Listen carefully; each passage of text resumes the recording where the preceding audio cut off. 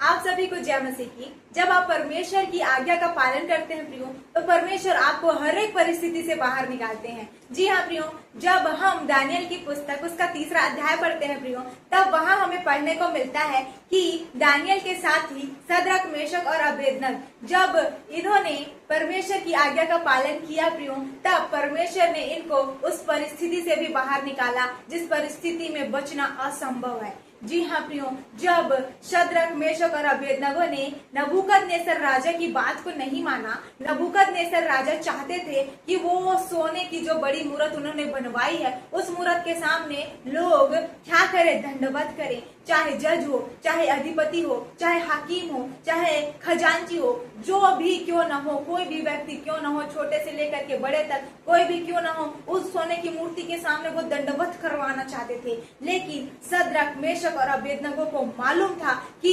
हमें सिर्फ और सिर्फ परमेश्वर को दंडवत करना है, यीशु मसीह को दंडवत करना है, क्योंकि वो ही परमेश्वर है जो छुटकारा को देता है, वो ही सर्वशक्तिमान परमेश्वर है, वो ही हमारा परमेश्वर है। और उनको मालूम था कि हमें इस सोने की मूर्ति के सामने दंडवत नहीं करना है। जी हाँ प्रियो, उनको मालूम था, उनको परमेश्वर की आज्ञा मालूम था और उन्होंने परमेश्वर की आज्ञा को पालन किया। उस नबूकदनेस्सर राजा के कहने पर उन्होंने उस सोने की मूर्त को दंडवत नहीं किया। जी हाँ प्रियो, सद्रक, मेशक और अबेदनगो ने जब उस सोने की मूर्त को दंडवत नहीं किया, तब उस राजा ने क्या किया, उस राजा ने उनको आग की भट्टी में डलवा दिया। जी हाँ प्रियो, उनको आग की भट्टी में डलवा दिया। लेकिन सद्रक, मेशक और अबेदनगो ने परमेश्वर की आज्ञा का पालन किया, उन्होंने उस सोने की मूर्ति के सामने दंडवत नहीं किया, तो परमेश्वर ने उस परिस्थिति से भी उनको बाहर निकाल ले आया। जी हाँ प्रियो, सद्रक, मेशक और अबेदनगो को उस जलती हुई, उस धधकती हुई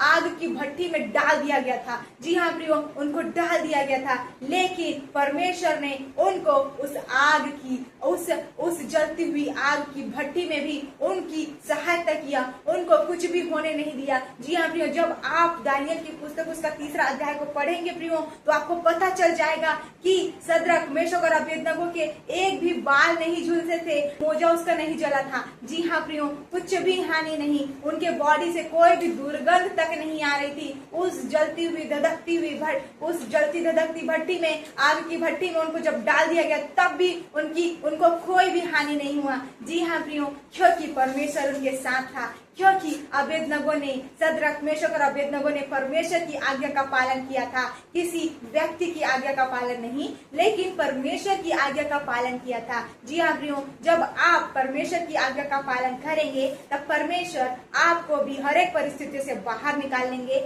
आपको भी हर एक बीमारी से बाहर निकालेंगे, आपको भी हर एक रोगों से बाहर निकालेंगे। आपकी कोई भी परिस्थिति क्यों ना हो, आपकी हर एक परिस्थिति से आपको बाहर निकालने की शक्ति और सामर्थ परमेश्वर रखते हैं।